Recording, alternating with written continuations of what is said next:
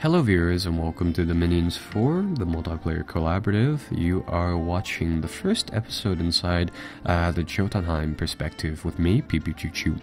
So inside this episode, what we're going to do is that we're going to explain our general situation up here in the north and what our units have, and it's just going to be a general introduction to the game. So, yeah, we've already kind of talked about who we're playing with. We have Das, represented by the red banners over here.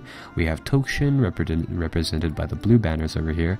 And we also have the Illwinter game design, the people who made this game. This is PR Division, playing as the white banners over here. So what we've done is that we've set up a game which is essentially hot versus cold, and we're playing as the cold factions, and the AI, which is set onto one of the harder difficulties, is playing hot, and they occupy all of the lands on this side of the map. Can't really tell you where they are exactly. So anyhow, let's begin with just an overview of Dominions for what this essentially is. I mean, I see we've picked up quite a lot of people from Rome Total War 2, and this game actually has quite a few similarities in accord to that game too. So you might find this fairly interesting. So how this game kind of relates to that is that, well, they're both turn-based strategy games that have a overworld play of sorts, the campaign map up here, and afterwards you can actually jump into a battle if I do that. So yeah. How this game is played is that on one hand you manage like magic, and you manage moving armies around on the campaign map, which is what we saw back there. And then the other thing is down here where you don't actually have direct control of your forces. So as you can see here, I'm not really doing anything except for watching the battles, but the battles will play out by themselves, and you can influence these battles by choosing out what your units do, but you can't issue orders during the middle of battles. So I mean, on one hand, it's more realistic than the Total War system, but on the other hand, I mean, you're dealing with a game that deals with like magic and dragons and all types of stuff like that. So let's typically what we'll be doing is that we'll be viewing battles and we'll be playing up here. So let's go over a unit count and what we really have there before we do anything else. The Dominion series has always been the series of game, like a kind of like a go-to series of games when you want something with like a ton of when you want like a multiplayer game with a ton of depth and a ton of variety, and that's essentially what you have. So first you have your magic, and that's broken up into like practically 6 categories. The bottom 2 here, you'll typically be either using one or the other, so it doesn't really matter. So you have your conjuration, your summoning stuff, your alteration, your buffs, your evocation, which is your like fireball attacks. There's a little bit of an RPG system, and you can summon creatures using constructions, effectively build them, and you can also craft magical items, which is kind of cool. Enchantments, again, kind of like buffs. The bottom 2 here are like wild card spells, where they typically have a motley sort of all sorts of spells, and I see a specialty spell right here. Well, anyhow, yeah, there's a lot of different stuff there, which I'll go into detail later on, but for the purposes of keeping these videos fairly short and fairly streamlined, we'll just quickly be going over a lot of the stuff today, at least. So that covers magic, and well, to delve into the actual troop lineups that we have, let's take a look at the HUD elements of the game first. So what you're seeing here is that we have armies which are led by commanders, and the commanders are typically these guys on the side of the screen here. How many troops they lead are represented by the amount of swords that they have on the sidebar here. So these little side panels, they tell you a lot. They tell you the name of the unit, what he's carrying, what his magical stats are. So for example, this guy has 2 of these candle holders, meaning that he's a priest, and that'll show up here. This guy, Volsun, he's a water mage. He's also a death mage and a blood mage, but I'm going to use him exclusively for his water skill. So you'll see here that he's carrying 2 gems in his inventory, and he has those respective magical spells. And we also have our commander here, so Bergelmeyer, which is a fairly experienced person who also has a heroic ability, and he is leading the majority of our troops. So that's kind of how you tell by the sidebar. And the general situation right now is that how the map is structured, and we've talked about this a little bit, but there's a string of mountains in the middle of the map, which hopefully effectively blocks anything. The AI factions will, I believe, they'll be able to provide more. They will be able to produce more units, simply because it's an innate benefit of the AI, and our general plan is to just essentially fight a lot of choke point battles along the fronts of these mountains as we kind of push through the game. So right now I'm barely holding the pass over here at Smolder Cone area, and currently Das and Tokshen and Illwinter are all focusing down here, pressing on to these 2 fortresses down here, which we hope to quickly blitz and seal off this area. So currently I'm going to be fighting this second front, and I'm fighting this second front with quite a lot of, well, I wouldn't say high level units, but very, very reliable units, which is the key thing here. We're fighting the Abyssians, the red bannered faction over here, and they use a lot of heavy infantry, much like the Romans. They really rely on heavy protection and heavy attack to really smash through our lines, and in a sense we rely on a similar cast of troops. So let's go over our units and commanders. Again, commanders are the people who are represented on the side menu here.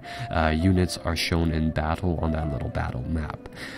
So we recruit units from our provinces. Typically you'll recruit from fortresses like this, simply because those are the only real locations that you can recruit anything half decent at, and the rest of the units you essentially pick up from notable sites on the map, or just from random provinces. So let's go over our list of commanders first, seeing as how those are very, very important. How this works is that typically your faction will start off with 2 scouts, 2 leaders, 1 priest, and a whole bunch of mages, and occasionally you also have 1 additional resource commander, as I like to call them. So we start off here with 2 scouts, the chief, which is apparently some guy who rides on a wolf. He is pretty much average, decent cost, decent relative stats, and decent weapons, but we're typically not going to use him as that. How the units work is that you typically want to look at their stats, and you typically want to look at their traits down here, along with how many things that they can carry and how many weapons they have. So this chief person, we're not going to be using him in combat, simply because he's a commander, and he's also stealthy. And for the amount of money I can get with him, I can do a lot more with units than commanders. So for him, he's going to be a dedicated scout. Likewise, the Jotun scout here is also another stealthy unit.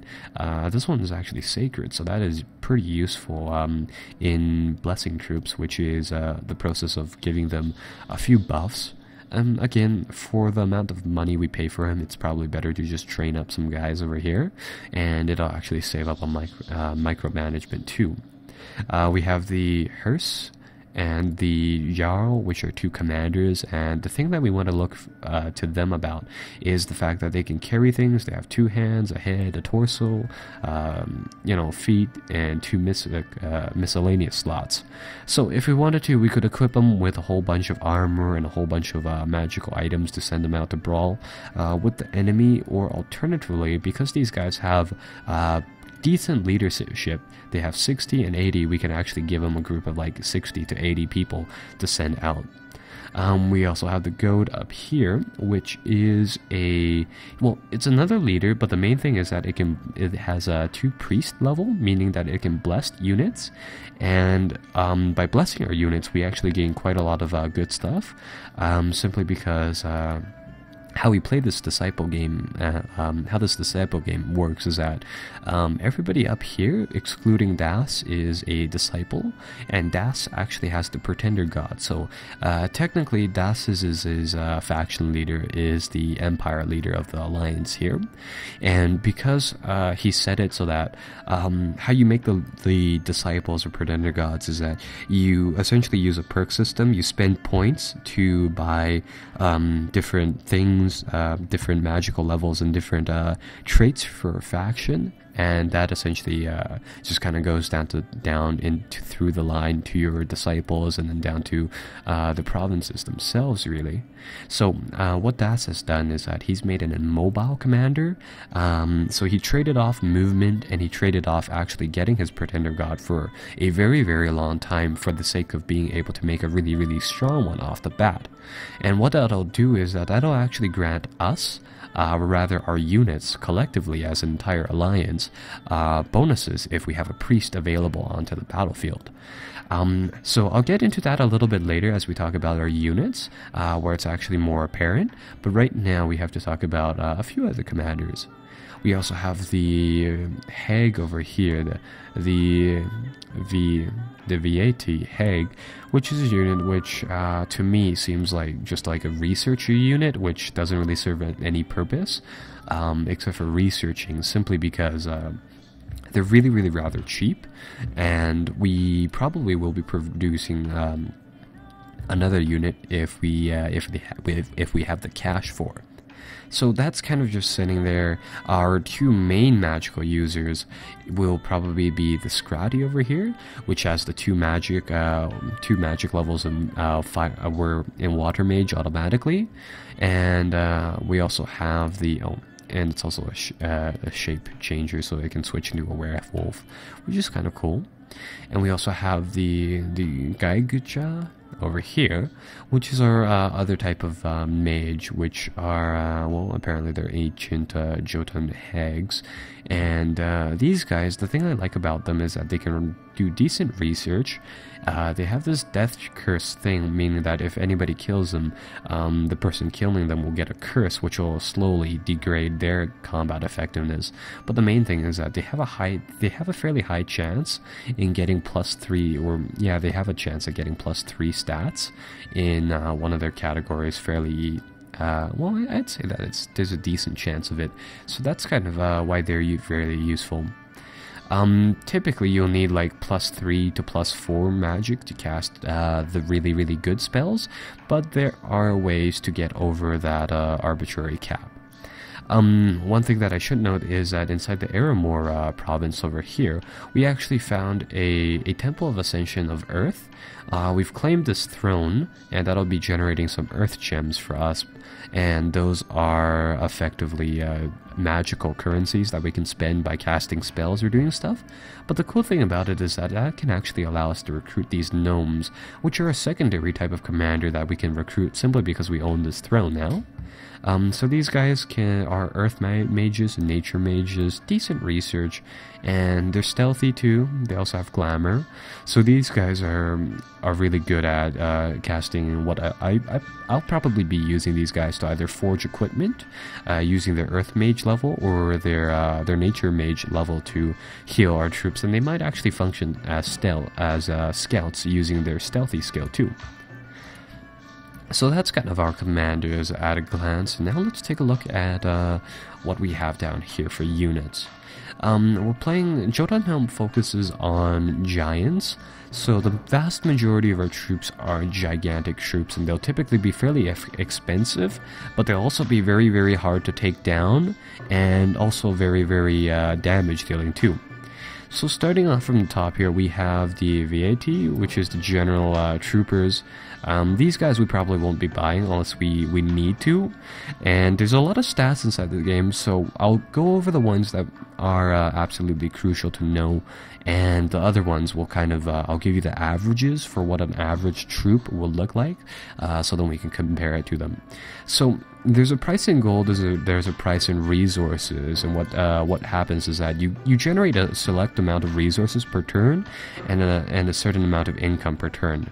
All the resources do not get saved, all the income does get saved. So what you want to do is that you want to max it out so that you use up all of your resources per turn, and you might want to save some gold for the future, right? So these troops are fairly cheap at 7 and 4, whereas our giant guys, like this one, is 30 and 37, so yeah. The next variant is the Wolf Rider, and these guys are pretty much raider troops. They're decently expensive at 20 gold, and they're fairly cheap on resources at 4. So you can have a mob of these guys, and the good thing about them is that they're stealthy, so they have a chance of moving undetected through enemy territory. And they also have this pillaging bonus, meaning that they can pillage lands, effectively doing like a scorched earth tactic, where you sneak these guys into the back of the enemies' ranks, and you really just pillage the crap out of their provinces, so they might be fairly useful in that. We have some Moose Riders here, which are, you know, I'm not too sure about these guys. They seem like they would be useful as kind of like rear end troops, but I don't know if the giant moose might be useful in smashing through lines too. So typically the stats for your troops is that 10 hit points is average for an ordinary human. Giants typically have 30 HP, so right there, that's kind of our baseline for that.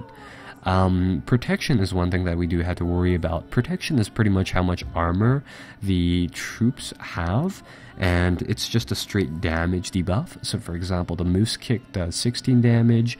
If this moose hits another moose with a moose kick, it would do 12 damage at the very most, seeing as how it has 4 protection right here.